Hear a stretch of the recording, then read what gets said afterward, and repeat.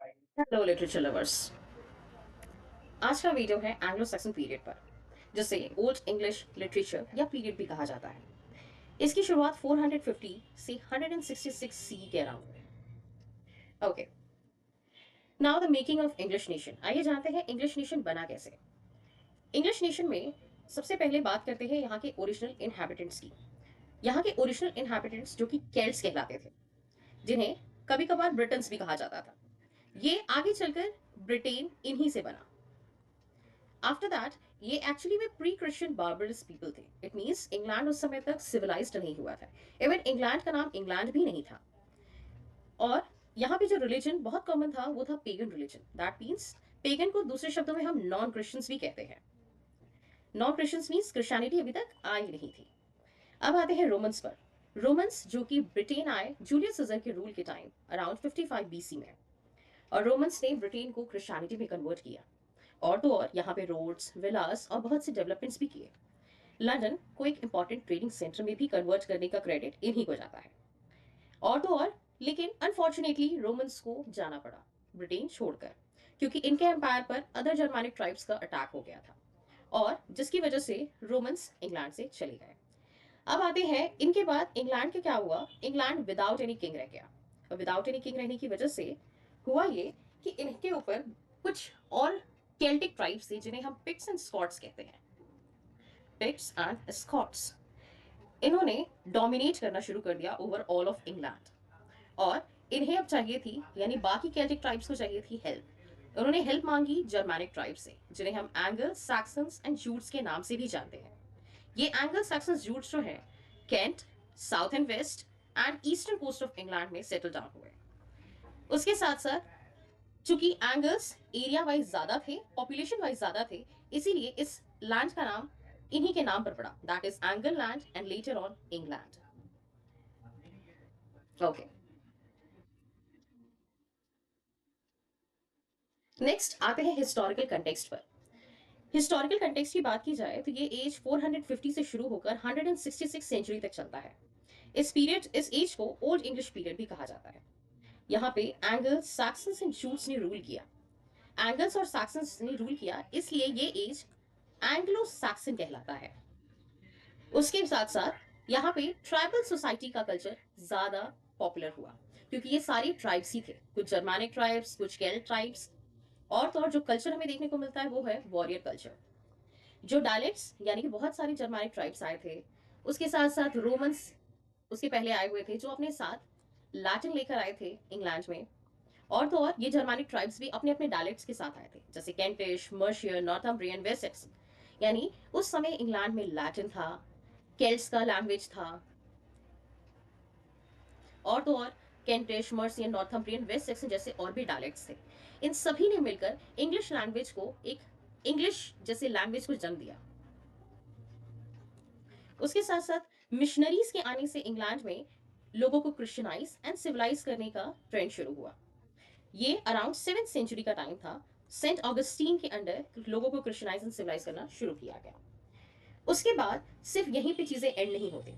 बहुत से हमें वाइकिंग इन्वेजन्स भी देखने को मिले। बीच में डेन्स का इन्वेजन देखने को मिला।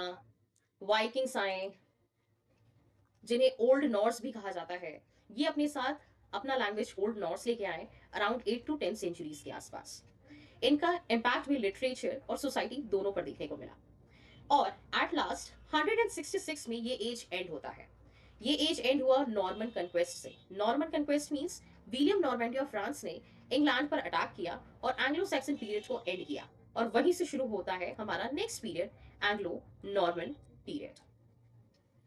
एंग्लो नॉर्मन पीरियड के ऊपर हम एक और वीडियो आपको प्रोवाइड करेंगे, जो कि इसमें नहीं है, एक सेपरेट वीडियो आपको मिलेगा। अब आते हैं कुछ कैरेक्टरिस्टिक्स पर। कैरेक्टरिस्टिक्स की बात करें तो ओल्ड इंग्लिश लिटरेचर कहिए, ओल्ड इंग्लिश पीरियड कहिए, इसके अपनी कैरेक्टरिस्टिक्स हैं। क्योंकि इसे ओल्ड इंग्लिश कहा जाता है, क्योंकि सबसे पुरानी इंग्लिश। इसके अगर मैन्युस्क्रिप्ट्स को देखें, इस टाइम के राइटिंग स्टाइल को देखें, तो हम इवन रिकॉग्नाइज तक नहीं कर पाएंगे कि ये एक्चुअल इंग्लिश है जो हम आज बोल रहे हैं। उस समय तक सिर्फ और सिर्फ ओरल ट्रेडिशन था। ओरल ट्रेडिशन मीन्स इसे मेमोराइज करना और रिसाइट करना आसान था। जो भी चीज़ें, जो भी stories based on legends, folklores, जो भी चीज़ें होती थी, वो सारी पोइट्री फॉर्म में हुआ करती थी और person to person, generation to generation transfer होके लोग प्रिजर्व किया करते थे। यानी प्रिजर्वेशन सिस्टम सिर्फ ओरल ट्रेडिशन पे बेस्ड था। उसके साथ साथ उस समय का जो लिटरेचर था एंटायरली पेगन था। Pagan means non Christian. उस समय Christianity, related to Christ, related to Christian values जैसी कोई कंसेप्ट नहीं थे, एग्जिस्ट ही नहीं करते थे। अब आते हैं प्री क्रिश्चियन जैसी चीजों पर। प्री क्रिश्चियन और historic poetry focusing heroism, loyalty, courage and transient nature of life. जो भी प्री क्रिश्चियन या पेगन थीम्स थे वो बेसिकली उन्हें हीरोइक पोइट्री भी कहा जाता था। ये ज्यादातर heroism, loyalty, courage and transient nature of life पर बेस्ड होते थे। उसके बाद आते हैं र्यून्स। र्यून्स एक टाइप ऑफ हैंडराइटिंग स्टाइल होता था। हैंडराइटिंग स्टाइल मीन्स जैसे आज हम अल्फाबेट्स यूज करते हैं, तो रोमन्स के आने के पहले र्यूनिक अल्फाबेट्स का यूज किया जाता था।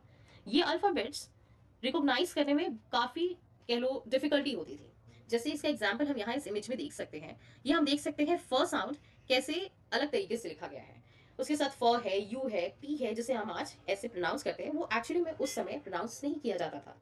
इसके प्रोनाउंसिएशंस भी इवन डिफर करते थे। उसके बाद जो नेक्स्ट कैरेक्टरिस्टिक देखा जा सकता था उस समय की राइटिंग या लिटरेचर्स में, वो था एलिट्रेटिव वर्सेस, जो कि डोमिनेट एक डोमिनेंट पोइटिक फॉर्म हुआ करता था। अब आते हैं कुछ और फीचर्स जो जान लेते हैं उस समय के लिटरेचर्स के हुए करते थे। Next is kennings. Kennings means जब हम किसी नॉर्मल कॉमन से शब्द के लिए कुछ अलग तरीके का फ्रेज या एक्सप्रेशन यूज करते हैं, तो ये चीजें उस समय की पोइट्रीज में काफी कॉमन थी। जैसे सी जैसे शब्द के लिए हम वेल पाथ यूज किया करते थे लोग, और तो और किंग जैसे के लिए रिंग गिवर। फिर आते हैं वोकैबलरी पर। वोकैबलरी उस एज में ज्यादातर या तो लैटिन से बोरो की गई थी या फिर वाइकिंग इन्वेशंस की वजह से स्कैंडिनेवियन से। और तो और monks use to preserve and copied many old English text.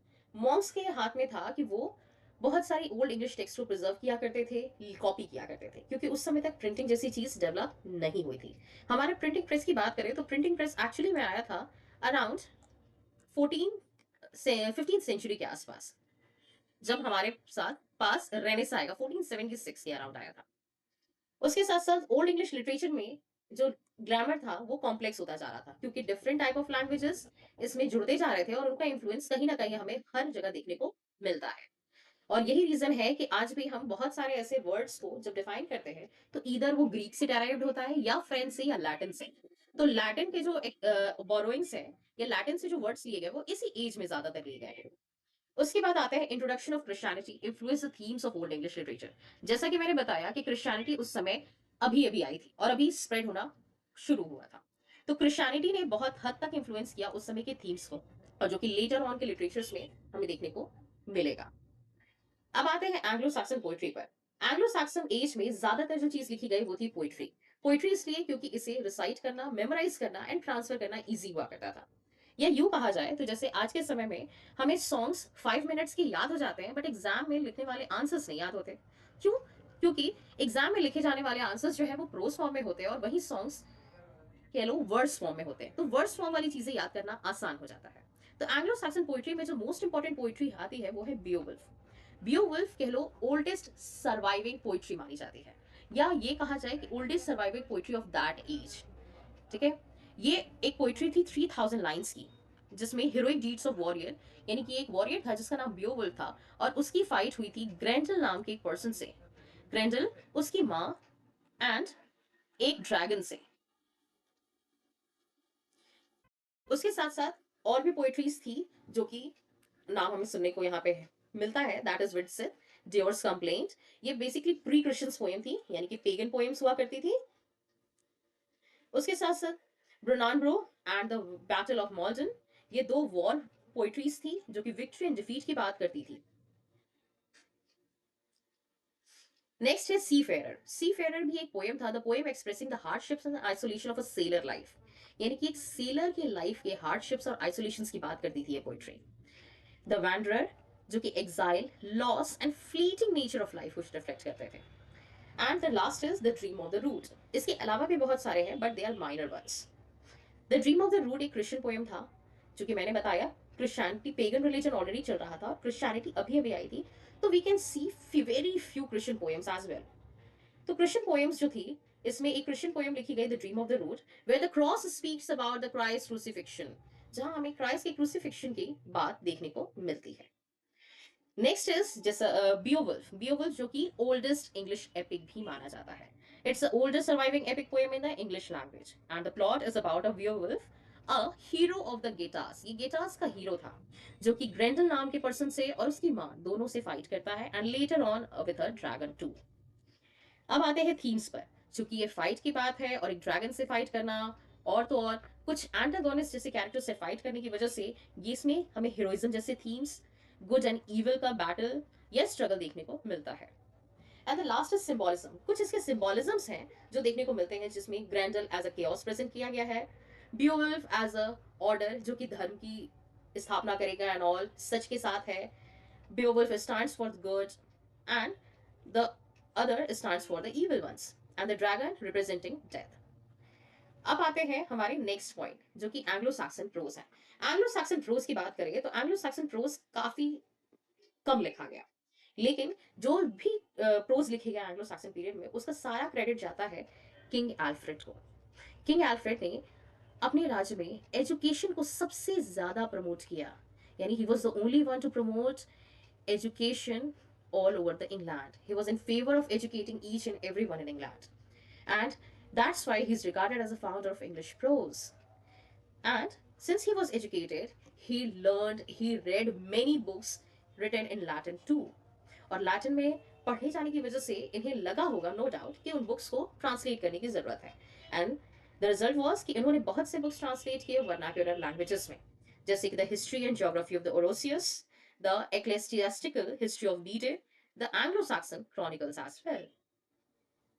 अब आते हैं थीम्स की बात करते हैं।